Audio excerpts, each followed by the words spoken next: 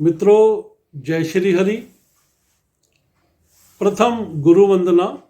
मैं अपने गुरु श्री सुनील पौड़ील जी को सादर प्रणाम करता हूँ।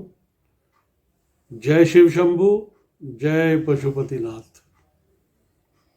विज्ञान भैरव तंत्र को जानने की इच्छा रखने वाले मेरे सभी मित्रों को भी मेरा हार्दिक नमस्कार। आज हम भगवान शिव द्वारा बतलाए इस 11वें ध्यान सूत्र पर चर्चा करेंगे और मुझे ये भी अच्छा लगेगा कि आप अपने जीवन में इसको उतारें और समझने का प्रयास करें। भगवान शिव इस 11वें ध्यान सूत्र में कहते हैं, जब चींटी के रेंगने की अनुभूति हो तब इंद्रियों के द्वार बंद कर दो। बहुत सीधा सा गणित है, इसे हम जरा ध्यान से समझेंगे। इस क्रिया को करने वाले बहुत आसानी से समझ सकते हैं। जो कभी ध्यानस्थ नहीं हुए हैं उनको भी बहुत आसानी से समझाया जा सकता है, या यूं कहूं कि उनको समझाने का मेरा बहुत आसान तरीका रहेगा ताकि वो भी अच्छे से इस बात को समझ सकें, इस सूत्र को समझ सकें।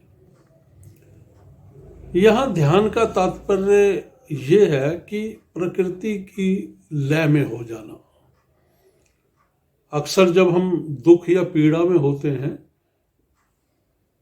तब हम एकाग्र हो जब उस दुख या पीड़ा के निवारण के बारे में सोच रहे होते हैं, हमारी समस्त ऊर्जा केंद्रित हो जाती है।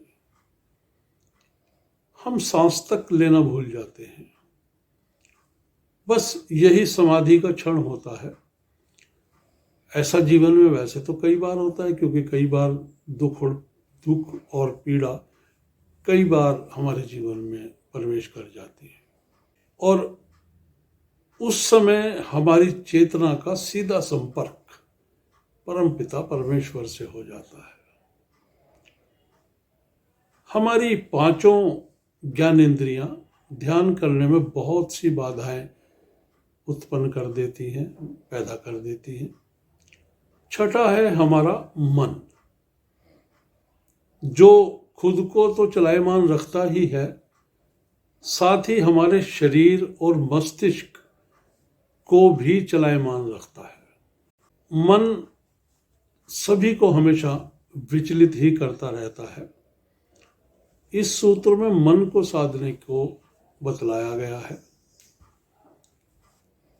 इसी प्रकार ध्यान में हमारी आंखें, कान, नाक, जीभ और त्वचा भी हमें हमेशा विचलित करती रहती है।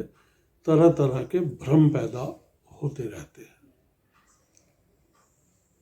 जैसे ही हम आंख बंद कर गहरे ध्यान की तरफ बढ़ते हैं, तभी या तो हम अपनी आंखें खोलकर देखने लगते हैं, या कोई बाहरी आवाज हमें परेशान करने लगती है, या हमें कोई गंध अच्छी या बुरी अपने होने का एहसास कराने लगती है, या फिर मुंह में लार की अधिकता होने लगती है।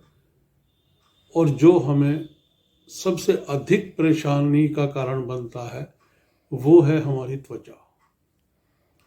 त्वचा पर खुजलाहट होने लगती है। जैसे ही हम ध्यान करते हैं तभी त्वचा पर खुजलाहट होना सबसे पहला कार्य होता है और हमें लगता है कि हमारी त्वचा पर कुछ रेंग रहा है, कुछ खुजलाहट सी महसूस हो रही है, या कुछ चलता हुआ सा लग रहा है। बस उसी क्षण हमें सचेत होकर सबसे पहले अपने मूलाधार को जोर से भींच लेना है। मूलाधार का अर्थ तो आप सभी समझते ही हैं। आप महसूस करेंगे कि बहुत सी व्याधियां खुद ब खुद ही खत्म होती चली जाएंगी। ऐसा अनुभव उन सभी को होता है जो ध्यान का आरंभ करते हैं।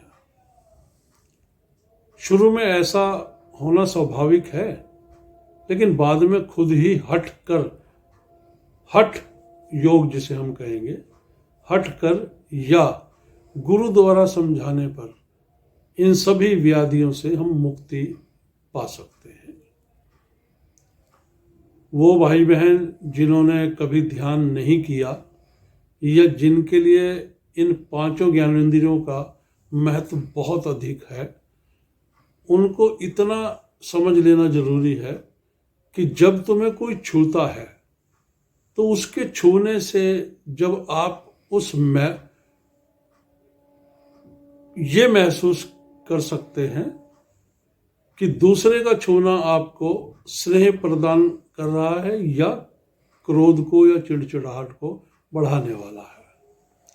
इसी तरह आँख, नाक, कान या जीभ के स्वाद पर निर्भर रहने वाले मेरे सभी मित्र समझ ही गए होंगे कि इन 5 ज्ञानेंद्रियों को हमने कैसे अपने अधीन करना है। यही तो भगवान शिव कह रहे हैं कि जब कोई भी ज्ञानेंद्रिय ध्यान करते समय स्वतः ही संचालित हो जाए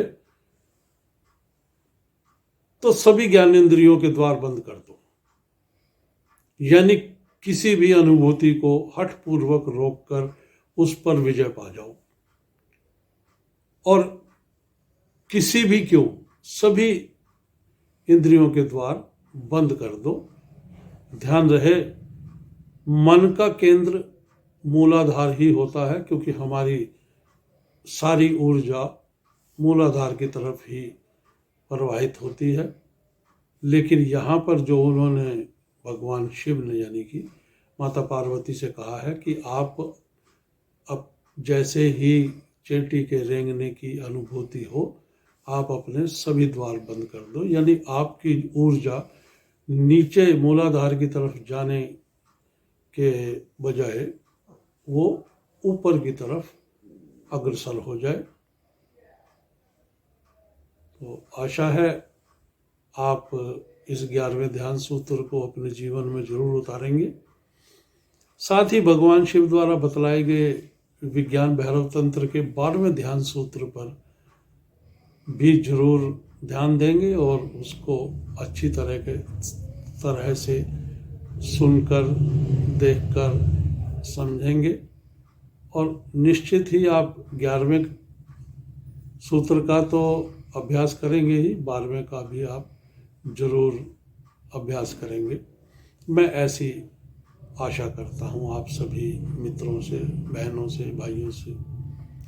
हाँ, यदि आपको इस सूत्र को समझने में थोड़ी सी भी कठिनाई महसूस हो रही है तो आप मुझे मेरे फ़ोन नंबर पर भी कॉल करके पूछ सकते हैं।